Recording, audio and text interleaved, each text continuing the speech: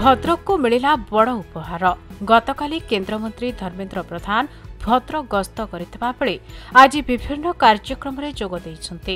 एहासह कार्यक्रम परे 22टी प्रकल्प पई 101 कोटी टंकार शिलान्यास करिछन्ते, जहाँफल ऐतिहासिक गोहिरा टिकरी ठारू सेनापतिया पोखरी भली बहु प्रतीक्षित प्रकल्पर स्वप्न साकार होइछि। तेबे गतकाली रातिरे केन्द्रमंत्री धर्मेन्द्र प्रधान भद्रक गस्त करथिबा बेले भद्रक जिला सदर महकुमा रात्रि जापन पर सकाळु धामनगर अभिमुखे यात्रा करथिले। भद्रकरू आरंभ करी धामनगर छक, जयनगर, दोबाल भली प्रत्येक छकरे फूल पकाई कीर्तन माध्यम स्वागत करा जायतिला। धामनगर विकास पाई विभिन्न भित्तिभूमि प्रकल्पर शिलान्यास करिसेंते केन्द्रमंत्री। प्राय 101 कोटी टंका व्यय हेबाकु थिबा 22टी प्रकल्पर शिलान्यास करिसेंते।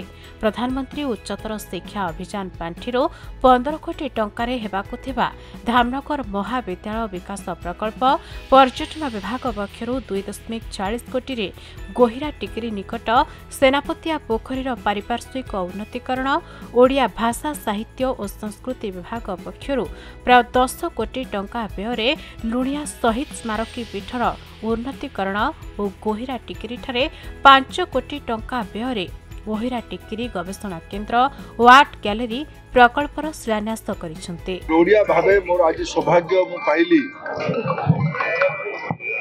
1568 मसीह रे एठी गोटे महासंग्राम हेतिला। ओडिशार सम्राट, ओडिशार राजा मुकुंद देव गंगरू फेरिकी एठी गंगा तटरू फेरिकी एठी ओडिया अस्मितार, ओडिया साम्राज्य सभ्यतार सुरक्षा पाई कला पहाड़ संगे लड़ाई करथिले। मुंड नुई नथिले, षडयंत्र शिकार हेतिले, मृत्यु को श्रेयस्कर मन करथिले, बुझामणा करनथिले। से बलिदान माटी गोहिरा टिकरी को आज मु दर्शन करिवार सौभाग्य पाइली। पवित्र अर्जुन गछ हनुमान जी मूर्ति को दर्शन करिवार सौभाग्य पाइली। राजा मुकुंद देवकर पाद तले मथा टेकिबार पवित्र अवसर पाइली। आज संयोग एटा ये कृतज्ञ देश जेतेबेले लोह मानव सरदार वल्लभ भाई पटेल 150 वर्ष पूर्ति अवसर रे देश तमाम एकता यात्रा आयोजन करुछि।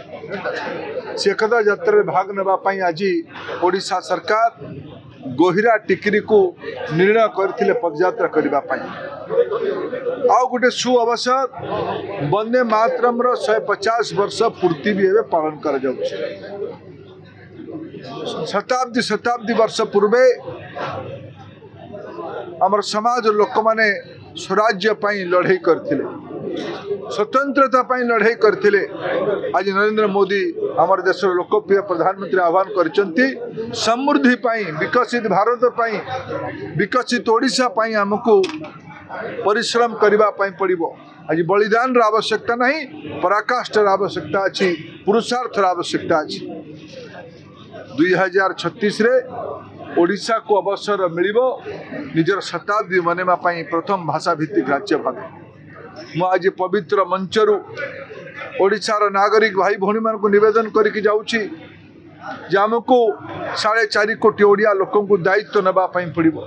सरदार वल्लभ भाई पटेल 150तम जन्म जयंती अवसर रे आज धामनगर ठारे एक ऐतिहासिक पदयात्रा, एकता पदयात्रा आयोजित होइछि, जेउथिरे केंद्र शिक्षा मंत्री धर्मेन्द्र प्रधान महोदय जोग देइथिले एवं गोहिरा टिकरी ओडिशार शेष स्वाधीन अंचल, ओडिशार शेष स्वाधीन हिंदू राजा मुकुंद देव एठारे शत्रु निकट रे आत्मसमर्पण करनथिले, शत्रु निकट रे लड़ाई करी प्राण बलि देइथिले। से गौरव गाथा, से स्मृति को रोमंथन करी आजिर दिन में ओडिया जाति शक्ति संचरुचे, शक्ति ग्रहण करुचे एवं यही शक्ति ही 2036 मसीह ओडिशा को विकसित करिबो।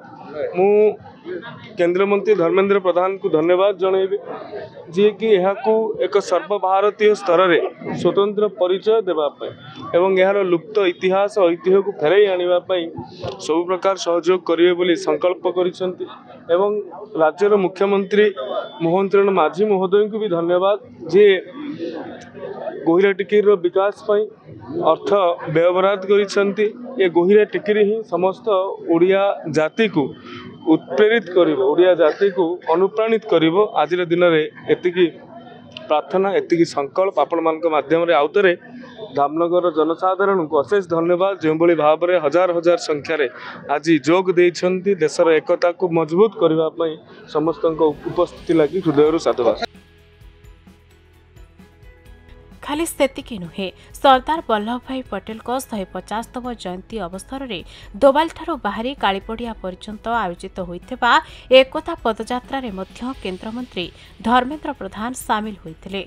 एही अवसर में उच्च शिक्षा मंत्री सूर्यवंशी सूरज, भद्रक सांसद अभिमन्यु सेठी, भद्रक विधायक सीतांशु शेखर महापात्र, ललाटेन्दु विद्याधर महापात्र, बालेश्वर विधायक मानस दत्तଙ୍କ सह बहु अतिथि सामिल होइथिले। पदयात्रा परे कालीपड़िया ठारे ललित कला एकाडेमी द्वारा आयोजित चित्रकला प्रदर्शनी बुलिबा सह आयोजित साधारण सभारे जोग देइथिले। तेबे मां भद्रकाली बाबा आखंडलमणि को मो प्रणाम जनाउछि। जणे ओडिया भावे मु एठारे पहुंची गर्व अनुभव करुछि।